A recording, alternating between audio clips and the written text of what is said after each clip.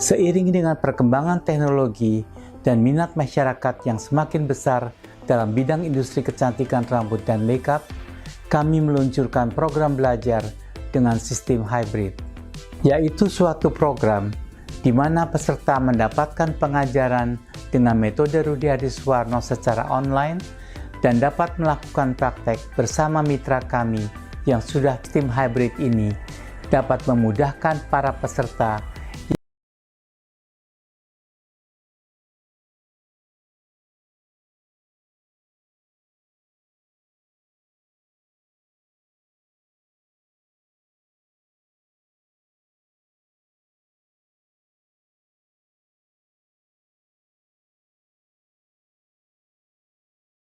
Halo, balik lagi di channelnya Kursus Salon Murah. Di video kali ini aku mau jawab pertanyaan. Kemarin ada yang telepon aku. Kebetulan ada salah satu pelaku usaha barber yang cukup ternama di Denpasar.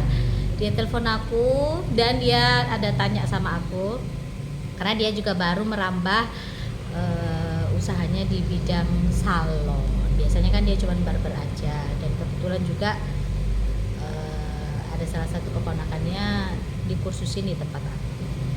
Jadi dia tanya sama aku kayak gini, gimana sih kalau misalkan pegawai kita itu nerima side job di tempat lain, dalam arti seperti home service di saat jam kerja, karena dia merasa pemain baru di dunia salon. Dia tanya sama aku. Sebenarnya jawabannya sih simple ya.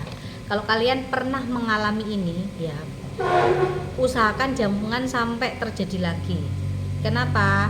Satu, ketika karyawan kalian nerima job di luar salon, apalagi itu di saat jam kerja, jelas itu tidak boleh. Kenapa? Satu, karena merugikan kalian sendiri. Misalkan kalau dia bagi hasil ke kita tapi dia nerima jobnya di luar, gimana? Nah, hal kayak gitu itu juga sama, kalian juga akan rugi. Ruginya apa?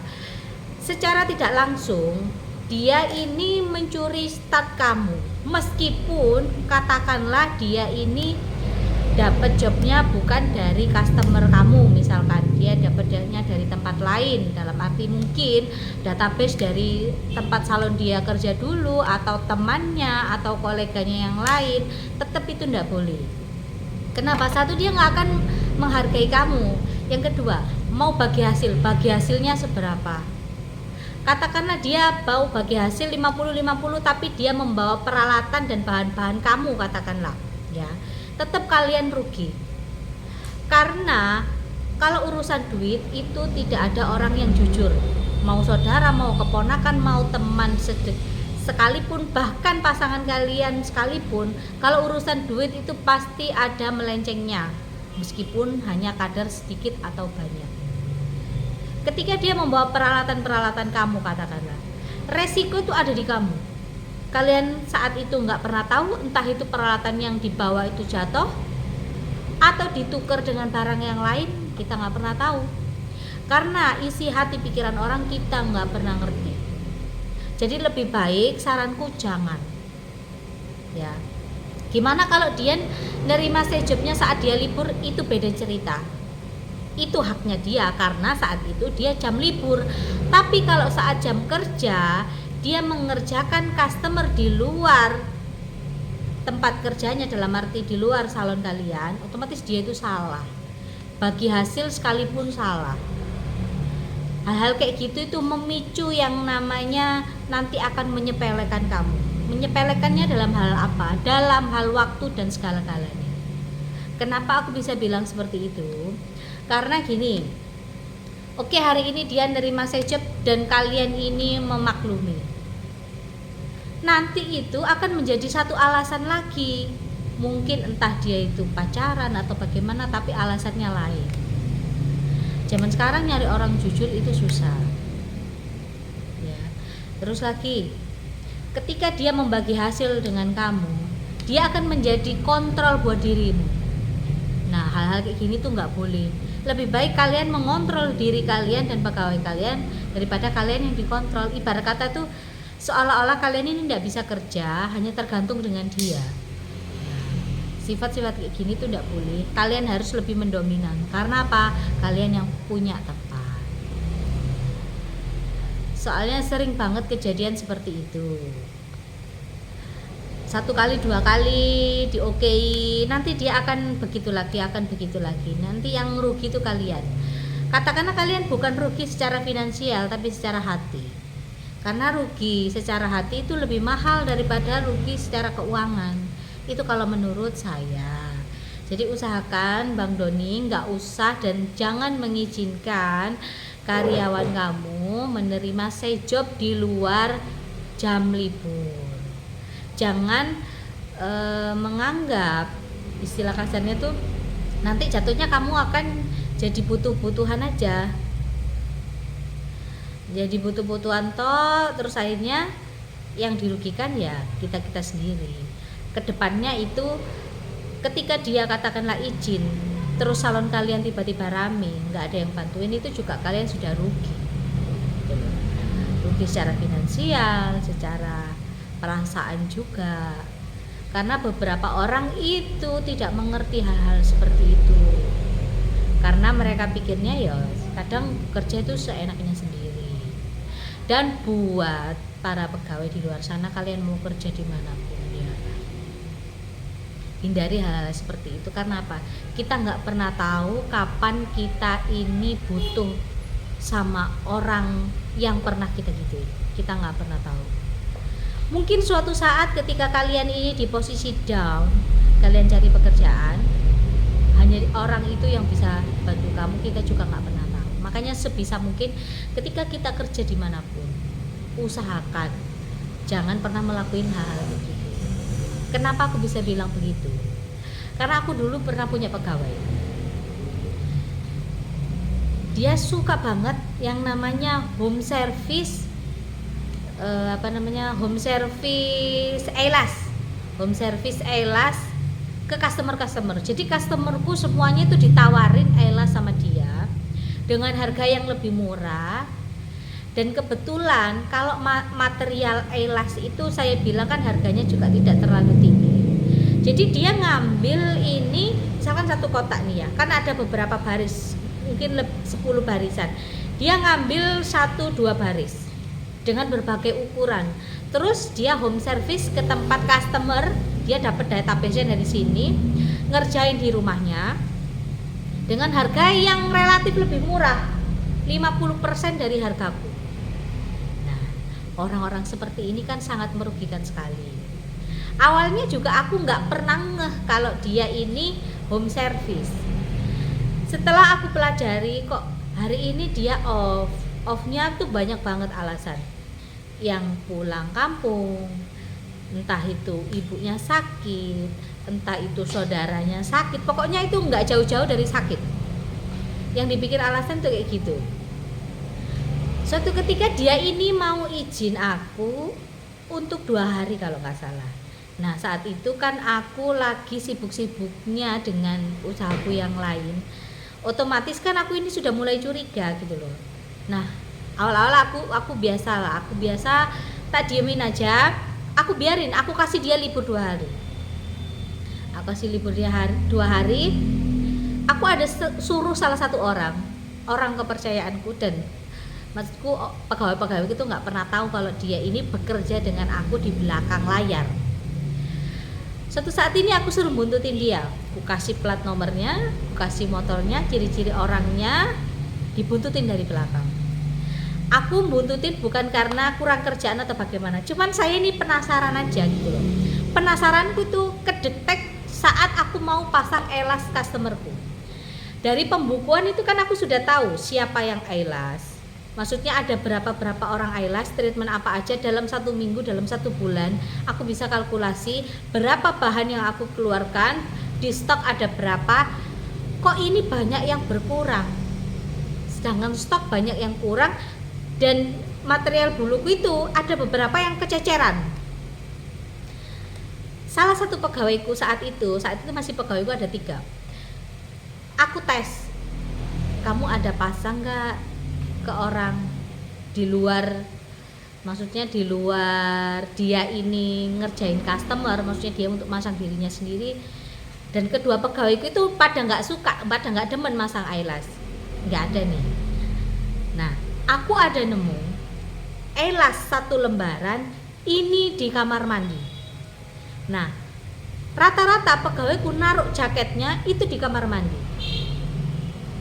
Nah, saat itu dia sudah nggak, maksudnya sudah izin nih. Kok ya pas eyelash itu jatuh di dekatnya pintu. Aku tanya satu persatu pegawaiku yang masih standby di salon. Mereka bilang enggak. Misalkan ada bulu sisa, katakanlah dia males masukin di kotaknya, dia akan tempel di luarnya atau di troli. Itu kebiasaan pegawai-pegawaiku yang lama. Nah, aku keep nih, aku simpen nunggu sampai anak ini datang. Besok harinya orang yang kerja sama saya kasih laporan sama aku. Posisinya anak ini di sini. Berarti dia bilang ke luar kota 2 hari, dia pulang kampung. Ternyata dia ini nggak pulang kampung, tapi dia ke Surabaya home service. Nah, karena aku sudah tahu, aku cukup diem aja pura-pura bodoh gitu. Saat dia datang, aku kebiasaanku nih, ketika aku pengen jajan, aku akan beliin semua pegawaiku. Aku rasa hal kayak gitu itu wajar ya. Nah, saat itu aku pengen banget nyuruh anak ini untuk beli makanan yang mau kita makan bareng-bareng. Keluar panas-panas, aku ambil momen saat memang panas matahari ini terik-teriknya. Otomatis dia pakai jaket dong. Saat dia keluar ngambil jaket di kamar mandi, terus dia keluar. Kalau orang Jawa bilang itu ya, gimana ya? Kersane Gusti Allah ya, aku juga nggak tahu jalannya ini bagaimana. Tiba-tiba bulu mata yang dia ambil per lembar ini jatuh dari kantongnya jaket ya. Aku sengaja maksudnya berdiri di depan pintu sambil ngeliatin dia. Terus aku itu kok ya nggak tahu kenapa aku tuh noleh ke bawah. Aku lihat bulu mata dan itu persis bulu mataku, merek-merek yang aku beli kan aku hafal karena aku kan yang stok produk. Aku tanya nih sama dia, loh itu kan bulu mata yang di atas, kok bisa ada di kantong kamu? Pertanyaanku masih sangat santai. Dia jawabnya itu kebingungan dan sambil berkeringat.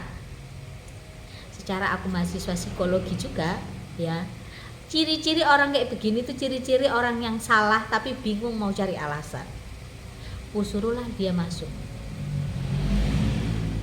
Dia beralibi itu bukan dari dia. Kok ya ndelala ini ada 1 bulu itu nempel di jaketnya dia. Dia sudah nggak bisa berkutik lagi. Dia masih alasan lagi, katanya dia yang beli bulu itu.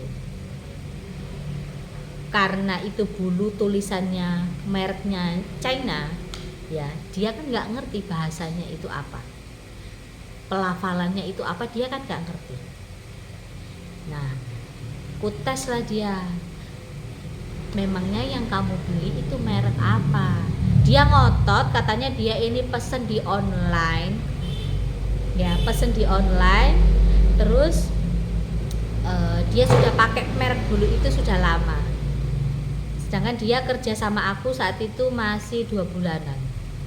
Kalau memang dia beli online, secara dia datang ke sini dia itu tidak bawa apa-apa, hanya sekedar bawa baju dan posisi nggak ada uang sama sekali. Kenapa aku bisa bilang begitu? Karena dia kasbon sama aku awal-awal. Jadi kan aku tahu gitu loh. Sedangkan motornya isinya apa aja aku tahu gitu loh. Nah, terus aku itu minta coba tunjukin bulu mata yang kamu beli kayak apa. Kok bagus, aku pengen beli. Dia sudah mulai kebingungan. Dia buka jok akhirnya. Aku suruh buka jok dan tidak ada bulu sama sekali, bulu mata yang disebutkan sama dia. Yang ada itu di dalam situ adalah isolasi yang punyaku, yang sisa dikit-dikit itu kadang kan hal-hal kayak gitu itu kadang aku sudah buang. Ada lem yang sisa sedikit-sedikit itu diambil bawa sama dia. Bukan perkara sisa sedikitnya atau nilai nominalnya, tapi nilai kejujurannya. Dari situ dia sudah berkeringat dingin, gak ngerti mau ngomong apa. Akhirnya dia diem, tapi dia masih kekeh malah nuduh pegawaiku dua yang lainnya. Katanya pegawaiku yang lainnya itu sengaja memasukkan bulu mata yang per helai itu, per kelopek, ke sakunya dia. Otomatis pegawaiku yang lainnya karena tidak merasa memasukkan bulu mata itu, tentu aja marah-marah. Terus mereka bilang, akhirnya diusut, kan terakhir kamu yang masang di sini. Saat itu di bawah itu masih ada bed, kan kamu yang masang. Nah, aku sama sekali nggak pegang itu. Saat itu aku pegang warna. Ada pegawaiku yang bilang kayak gitu. Yang satunya pun bilang, loh kan aku nggak bisa pasang bulu mata, aku hanya bagian kerimbat. Dia sudah nggak bisa ngomong apa-apa lagi. Nah, hal-hal seperti ini sepele tapi merugikan. Merugikan dia sendiri. Kalau kita pelaku usaha kehilangan uang, kehilangan barang itu tidak rugi. Anggap aja sodako, anggap aja aman. Tapi nilai kejujurannya, akhirnya di saat itu juga pasti aku akan keluarin. Aku akan keluarin saat itu juga, detik itu juga. Meskipun dia, kalau soal kerjaan aku pikir dia nggak terlalu pinter-pinter sekali, tapi pinter bersilat lidah. Nah, hal kayak gini kan merugikan dia sendiri. Di samping itu masih kekeh dengan omongannya. Dia nggak mau dikeluarin saat itu karena dia bilang dia butuh uang. Terus aku tuh bilang sama dia, katanya kamu di tempatmu yang lama kerjaanmu itu sebagai supervisor salon. Kalau supervisor salon itu berarti sudah masuk kriteria salon yang high class dan besar. Itu baru menggunakan jasa yang namanya supervisor hanya untuk meninjau dari salon satu ke salon yang lainnya. Itu salon yang benar-benar besar. Dilihat dari jam terbang dan umurnya dia yang masih 18 tahun, tidak mungkin dan mustahil dia mendapatkan jabatan seperti itu. Mungkin di pikirannya itu saya orang bodoh. Tentu saja aku kulitin satu-satu. Kamu di hari ini datang ke sini, dan dia kaget. Dan saat itu dia nangis sejadi-jadinya minta maaf sama aku. Dia cerita kalau memang dia ini nawarin ke customerku untuk misalkan itu pasang eyelash, terus jasa kerimbat, kayak gitu-gitu. Nah, dia cerita semua tanpa harus saya korek-korek, karena dia ketakutan sendiri. Dia takut aku masukin ke penjara, karena kan barang buktinya ada dan dia tahu aku. Maksudnya itu aku kerjaanku yang lain selain salon itu apa, dia tahu gitu. Jadi dia nangis sejadi-jadinya minta maaf, minta ampun. Padahal aku juga nggak akan juga laporin dia ke polisi, ngapain juga, receh banget masalah hal-hal kayak gitu, cuman kehilangan bulu mata, anggap aja kayak gitu. Nggak akan juga aku laporin, cuman dia ketakutannya sendiri gitu. Nah, dari situ karena otomatis aku keluarin. Jadi pelajaran buat pegawaiku yang lainnya. Saat itu CCTV itu masih aku sembunyikan. Kan ada beberapa CCTV itu yang dia sangat kecil sekali dan dia bisa kelihatan semuanya. Nah, pegawaiku tuh nggak ada yang tahu saat itu. Beda dengan CCTV ku yang sekarang. Kalau CCTV ku yang sekarang itu kan nampak jelas, bukan yang kecil gitu loh.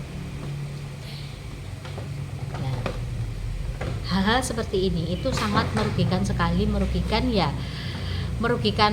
kita sebagai para pelaku usaha salon. Itu sebenarnya ruginya itu rugi di hati. Kita akan jadi sakit hati kan. Kalau untuk uang sih nggak seberapa, tapi kan kita namanya orang kerja itu yang dicarikan kepercayaan. Nah, akhirnya dia rugi sendiri kan, dikeluarin dari tempat kerja. Dan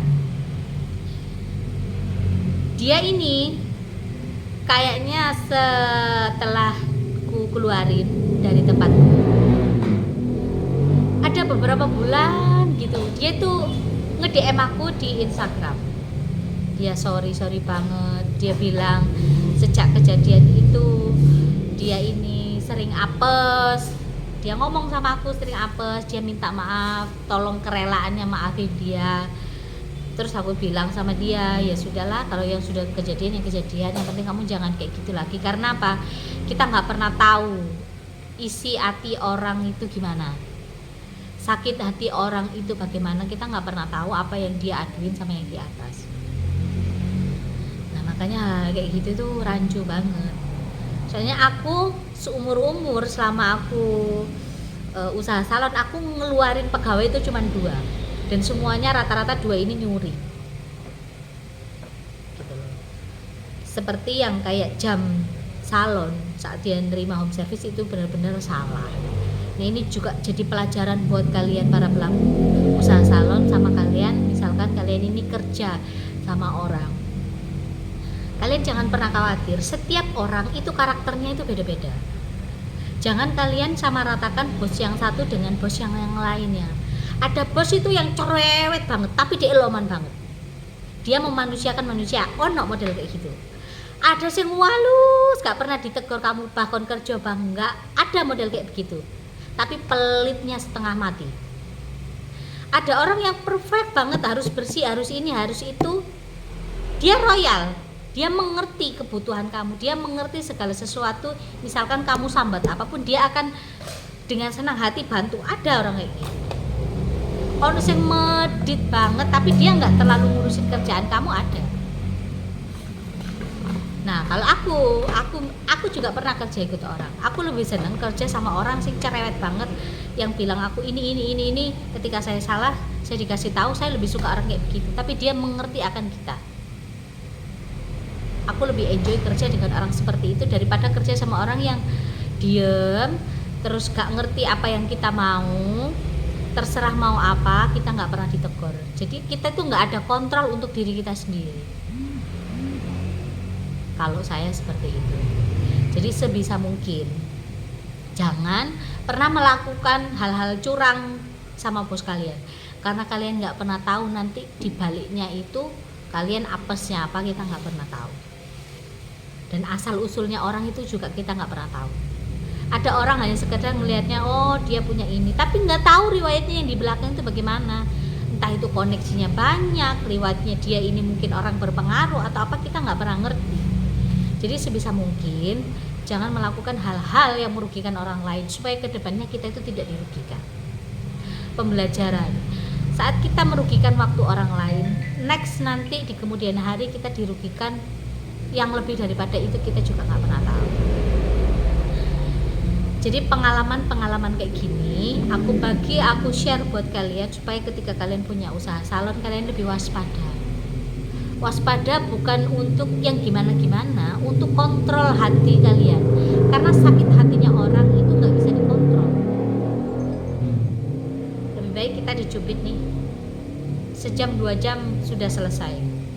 Tapi kalau sakit hatinya orang karena perbuatan, itu beda lagi cerita. Aku ngomong begini berdasarkan fakta. Aku sedikit cerita lagi nih. Ketika aku ngeluarin pegawaiku satunya yang nyuri, sepele, aku ngeluarin pegawai 3 ding. Nah yang pertama itu kan karena yang bulu mata itu, terus yang kedua karena nyuri, dua-duanya juga nyuri, 3-nya sih nyuri. Yang kedua ini unik, nyurinya tuh bukan nyuri barangku, sepele.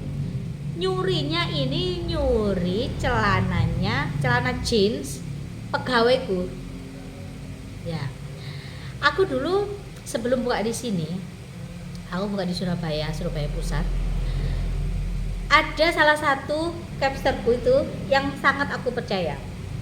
Apapun dia tuh aku ajak, mau aku pergi kemanapun, mau holiday kemanapun aku ajak, gak pernah aku beda-bedain. Kadang pun aku tidur sama dia satu ranjang, makan sama, nongkrong bareng, segala macam, semuanya bareng.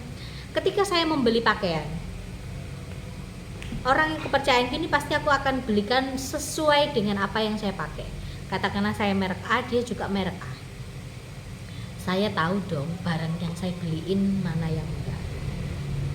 Nah, kok ya bodohnya ini bocah ya. Ketika jam kerja, ini celananya yang dari aku punyanya si A ini tadi dipakai. di belakang itu celana jeans itu kan kayak ada labelnya, dan aku tahu mana barang yang aku beli, mana yang enggak. Saat itu tuh bajunya itu kayak ngelong apa ya, ketarik ke atas gitu lah, jadi mereknya tuh kelihatan. Aku tegur langsung, loh kamu dapat dari mana celana ini? Dia bilang beli di mana? Ya beli di mana? Aku tanya beli di mana? Dia bilang di mall deket sini katanya gitu. Nah sedangkan barang itu, merek itu tuh nggak ada di mall situ, nggak ada di mall situ. Mall terdekat sini adalah Cito, dan merek yang aku beli adalah Mark and Spencer. Itu kan merek yang lumayan lah menurutku ya. Terus aku tanya, oh ya memang ada ya di mall itu brand itu? Dia bilang ada mbak, di lantai sekian. Oh. Terus aku suruh periksa ini pegawaiku yang aku kasih celana ini, yang beli barengan sama aku yang samaan. Dia bilang celananya nggak ada. Saat itu salonku langsung aku tutup, aku ambil mobilku, aku pergi ke mall yang dia maksud. Aku minta tunjukin, kamu beli di mana? Aku juga pengen beli. Kamu bilang harganya murah, karena dia bilang harganya murah, cuma 100-an. Karena menurutku itu merek bagus dengan harga 100-an, ya aku buru dong. Aku tunjukin ke dia. Saat ke mall itu dia bingung. Ini mall apa aja? Kalau orang sering ke mall tertentu, dia kan tahu jalannya lewat mana. Oh ini toko ini di sini, toko ini di sini, toko ini di sini. Dia nggak bisa tunjukin, malu saat itu juga. Nggak banyak omong, aku kembali ke salon. Aku suruh copot celananya, suruh kembalian, dan aku suruh minta maaf sama pegawaiku yang dicurin tadi barangnya. Aku suruh keluar saat itu juga. Dia kekeh segala macem, nggak peduliin. Karena apa? Memang kamu bukan mencuri barang saya, tapi kamu sudah sakitin orang, istilah kasarnya. Mungkin celana itu bagi pegawai saya yang satunya adalah barang berharga, karena mungkin dia tidak pernah membeli celana merek itu. Kan merugikan pegawaiku yang satunya. Aku keluarin saat itu juga. Dia marah-marah, dia bikin kasus. Nggak jauh dari sini itu dia itu kayak minum-minum gitu sama entah itu pacarnya atau teman tongkrongannya yang lain. Dia ngejelek-jelekin aku, dia marah-marah, namanya orang mabuk ya, dia ngomong-ngomongnya nggak jelas. Aku dapat laporan dari orang sekitar situ, dia WA aku, katanya ada pegawai kamu di posisi di sini nih. Karena aku merasa dia bukan pegawaiku lagi, nggak aku peduliin dong, nggak aku peduliin. Kalau nggak salah dia ini nyuruh pacarnya itu datang ke tempat aku, minta pesangon. Ceritanya minta pesangon. Saat itu dia masih kerja sama aku 2 bulan.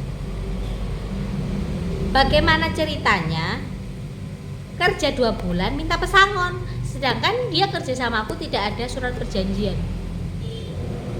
Bukan salah dia aku dong. Dari awal aku ngerekrut pegawai, selalu aku tawari, mau nggak bikin surat perjanjian, surat kontrak kerja. Nggak mau, karena mungkin di pikirannya saat itu dia tidak mau terikat terlalu dalam. Padahal bodoh kalau aku bilang dia nggak mau bikin surat perjanjian atau surat kontrak kerja. Surat kontrak kerja itu kan mengikat. Katakanlah kamu dalam misalkan kurun waktu 2 tahun nih kamu kerja sama saya, di saat itu ada beberapa pasal yang menyebutkan ketika ada satu problem itu aku nggak bisa ngeluarkan kamu secara sepihak.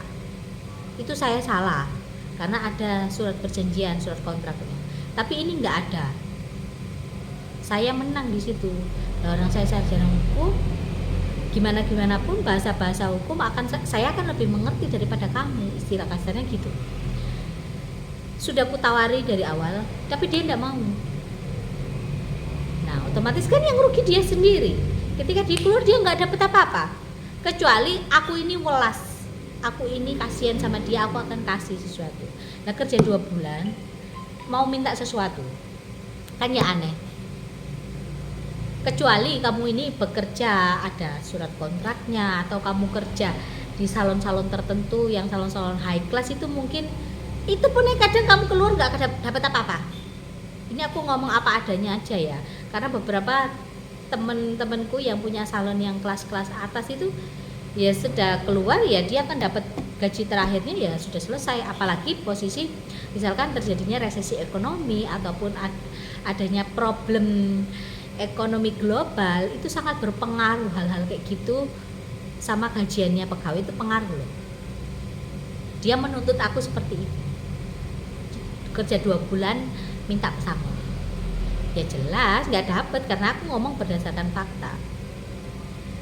Mejaku ini digebrak sama ini bocah pacarnya. Dia nggak tahu ini ada di CCTV di sekitar kasir tempatku yang aku duduk di situ tuh.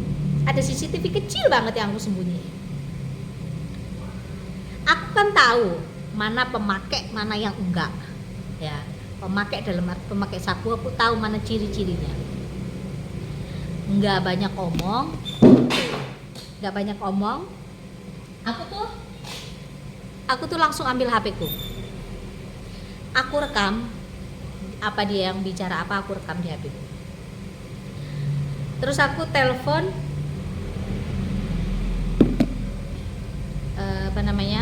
polisi yang khusus biasanya nangkep-nangkepin orang yang pemakai kayak gitu. Nah kebetulan kok ya apesnya saat itu dia itu nggak jauh dari tempatku sini. Mampirlah dia ke tempatku. Dia masuk nih dengan pakaian preman biasa lah. Saat itu pintuku langsung aku suruh kunci pegawaiku yang lainnya.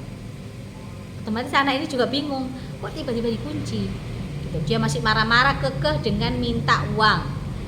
Nah, terus si temanku yang anggota kepolisian ini dia suruh tes urin. Dia juga bingung, dia sudah mulai ketakutan. Dia tes urin di sini dan ternyata dia positif. Masuklah dia. Nah, hal-hal seperti ini kita tuh nggak pernah tahu orang itu maksudnya koneksinya gimana, kecerdasan otaknya seperti apa, kita nggak pernah tahu. Makanya kita mau melangkah kita harus mikir-mikir dulu.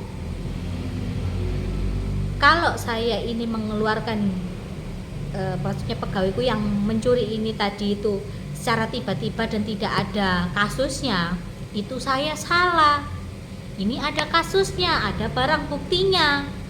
Berarti apa yang saya lakukan ini sudah benar. Untung-untungan nggak saya laporin. Karena katanya itu begitu. Nah saat itu akhirnya dia apes 2 kali. Nah hal-hal kayak gini tuh perlu jadi pelajaran. Kita itu nggak bisa mandang orang seenak jidat kita, nggak bisa kayak begitu. Padahal itu aku nggak kurang-kurang. Dia ini datang dari luar pulau, nggak punya apa-apa, baju satu ini aja nggak ada. Aku yang kasih semua, tapi kok ya masih ngambil yang bukan haknya. Aku paling nggak suka orang kayak gitu. Lebih baik kamu ngomong aku butuh ini, bisa nggak kasih saya. Aku lebih seneng orang seperti itu daripada kamu ngambil yang bukan punya kamu. Nah sedangkan yang diambil ini, kenapa aku sangat bela sekali pegawaiku yang satunya. Dia ini tuli nggak bisa ngomong. Dia mau nyebutin nama saya Welly aja loh susah. Hey, kalau orang nggak tahu akan dengernya itu hey, bukan Welly. Untuk ngomong aja susah. Siapa yang bela orang seperti ini kalau bukan saya? Makanya aku sangat bela pegawaiku ketika pegawaiku ini terjadi masalah ataupun bertengkar dengan siapapun, meskipun nggak ada hubungannya dengan saya, aku akan belain mati-matian. Karena gimana dia berjasa sama saya. Aku modelnya orang seperti itu. Makanya aku sangat membela ini tadi. Karena menurutku laki ini sudah nggak beres, teriak-teriak di rumahnya orang, kata tanpa permisi, meminta yang bukan haknya. Ya otomatis Saya melindungi diri saya sendiri, saya juga nggak suka orang seperti itu, ya nggak salah saya melaporkan itu. Akhirnya ya dia kurungan, sudah jatuh ketimpa tangga, nggak ada yang bisa nolongin. Nggak lama itu, beberapa hari kemudian mantan pegawaiku ini datang ke tempatku minta maaf, aku disuruh cabut laporan. Karena aku tidak merasa membuat laporan, apa yang harus saya cabut? Ibarat kata, yaitu apesnya pacar kamu, gitu loh. Kebetulan ada temanku nggak jauh dari sini, dengan ciri-ciri pemakai tes urin, dia kena karena perbuatannya sendiri, bukan karena aku laporan, gitu loh. Jadi hal-hal kayak gitu tuh jangan disepelekan. Kita nggak pernah tahu backgroundnya orang ini seperti apa. Terus lagi yang satunya lagi itu juga nyuri barangnya temennya, sesama pegawaiku juga. Ada satu pegawaiku, dia ini mau pulang kampung kalau nggak salah, mau pulang kampung. Sebelum dia pulang kampung, aku suruh dia ini cek barang-barangnya, karena saat itu pegawaiku masih tidur di atas. Aku suruh cek barang-barangnya secara teliti, ada di mana, ada jumlahnya berapa, warna apa barang kamu taruh di sebelah mana, harus jelas dan kamu harus ingat dan teliti. Nah, saat dia pulang kampung, pegawai yang satunya kan tidur di dalam sini. Saat itu sudah ada CCTV, tapi dia tuh enggak tahu CCTV itu modelnya seperti apa. Bodohnya dia tuh begitu. Nah, kebetulan yang dicuri itu adalah kalau nggak salah sendal atau sepatu gitu. Ada di rak, dan raknya itu ada di kamar mandi. Ya. Saat dia pergi pulang kampung, pegawaiku sudah tahu, Mbak, posisi barangku ada di sini, sudah laporan di aku. Saat dia ini pegawaiku datang, aku suruh cek lagi dong. Aku suruh cek lagi, coba cek satu persatu barangmu masih ada apa enggak. Mau dicuri nggak dicuri orang sekalipun, kamu harus cek, karena aku nggak mau kedepannya ini terjadi hal-hal yang tidak diinginkan. Karena yang tinggal di sini itu aku sama pegawaiku, nggak mungkin ada pelaku lain, ya. Dicek lah ini satu-satu, dicek satu-satu. Nah, sepatunya ini yang hilang karena dia baru beli. Nah, disebutin dan ditunjukin fotonya yang hilang ini tadi. Dan aku kok yang ini kan sepatu yang dipakai si anak ini saat mau pergi, nggak tahu pergi kemana gitu sama pacarnya, itu dipakai.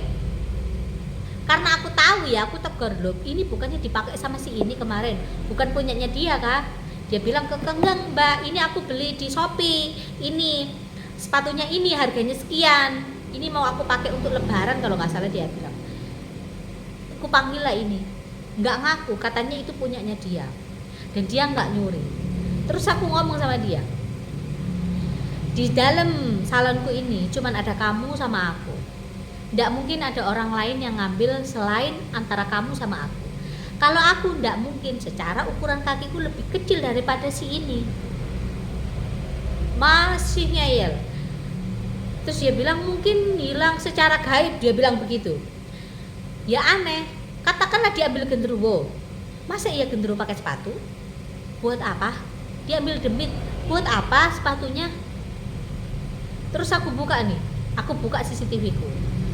Ini yang terakhir kali kesini, dia itu bawa tetengan sepatu gitu dari kamar mandi keluar ke arah sini. Aku tunjukin gitu, dia malu.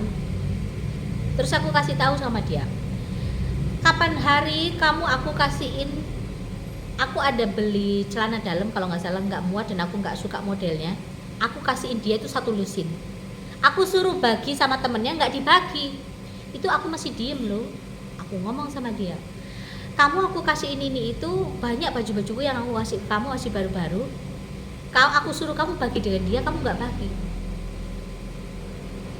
Sebelum kamu bawa itu barang, aku selalu ngode sama yang pegawai yang lainnya, kamu sudah dikasih nggak, nanti kamu akan dibagi ini. Sebelumnya sudah saya kasih tahu, jangan kamu diem-diem, itu kamu masih aku diemkan. Sekarang kamu ngambil barangnya yang bukan punya kamu aku suruh ganti saat itu. Aku nggak keluarin langsung dia saat itu juga enggak, karena dia belum mengganti posisi. Nah, setelah dia ganti baru aku keluarin. Nah, hal kayak gini tuh sebenarnya sepele. Coba ketika dia ngomong mau pinjam gitu, mungkin dia nggak akan kehilangan pekerjaannya, dia nggak akan susah, dia nggak akan malu.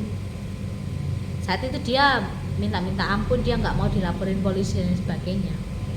Kalau aku mau ngelaporin polisi hanya sekedar kehilangan sepatu, ngapain? Orang yang hilang itu bukan barang saya, tapi kan menyakiti perasaan yang satunya. Mungkin di harga segitu dia nabung-nabung untuk menyisihkan gajinya untuk membeli sepatu yang dia mau. Tapi setelah kenyataannya belum dipakai kok sudah diincipin sama yang lain, diambil pula dan gak ngaku. Itu yang bikin aku gak suka, makanya aku keluarin. Nah, hal-hal kayak gini sering banget terjadi ketika kita ini punya usaha. Gak kejadian di kitanya, kejadian mungkin di pegawai. Dan ini sering banget gitu. Karena antara satu pegawai dan pegawai yang lainnya itu pasti akan timbul yang namanya iri dengki. Yang satunya dijelek-jelekin, ketika dia nggak masuk itu diomongin segala macam-macam kayak gitu, itu banyak kejadian. Dan aku tipikal orang yang kalau diaduin kayak begitu tak dengerin aja sampai selesai. Akan aku korek-korek semuanya, baru yang bersangkutan akan saya tanya, bener nggak kejadian begitu, bener nggak begini, bener nggak begitu. Ketika misalkan yang diomong itu bener, dia salah, saya akan salahkan. Lebih baik aku langsung ngomong ke dia to the point daripada saya harus rasan-rasan. Aku nggak demen kayak gitu.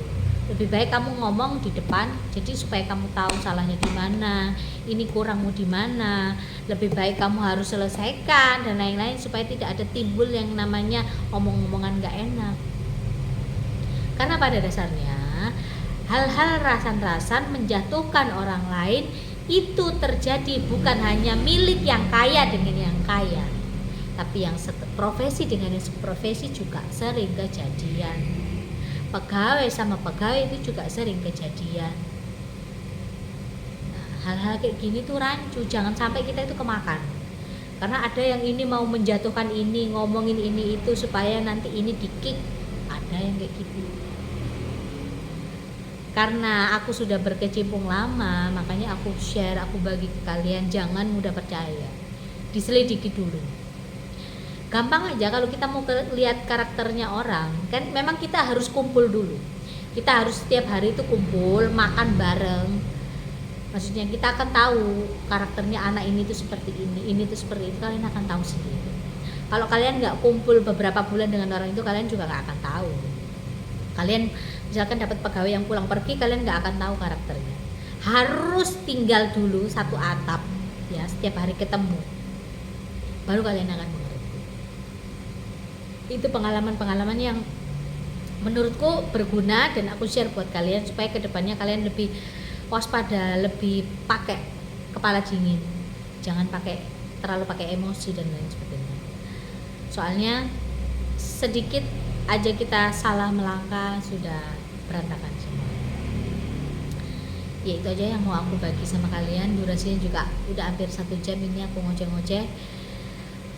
Penting nggak penting, sebenarnya ya penting hal kayak gini, karena kita nggak pernah tahu pengalamannya orang dan jarang banget ada orang yang mau berbagi pengalaman hal-hal seperti ini. Jadi bukan mereview produk, bukan mereview atau belajar manajemen, tapi belajar bagaimana tahu karakter seseorang, ngehandle, menangani pegawai-pegawai yang seperti itu tuh caranya seperti apa, ya. Jangan pernah mempertahankan orang pintar, tapi pertahankan orang yang jujur. Itu aja bisa. Karena orang pintar itu gampang dibentuknya. Setiap hari kamu kasih kerjaan, kamu marahin dia akan pintar dengan sendirinya. Tapi kalau orang jujur mau kamu ngomong sampai mulutmu berbusa, nggak akan pernah ada hasil. Oke, jadi terima kasih buat kalian yang udah nonton video ini. Jangan lupa kalian subscribe. Dan ketika kalian pengen tanya produk apapun, tanya-tanya sharing-sharing soal seputar salon, kalian bisa WhatsApp aku aja, karena aku jarang banget baca komentar karena ketumpuk-tumpuk dengan notif yang lain.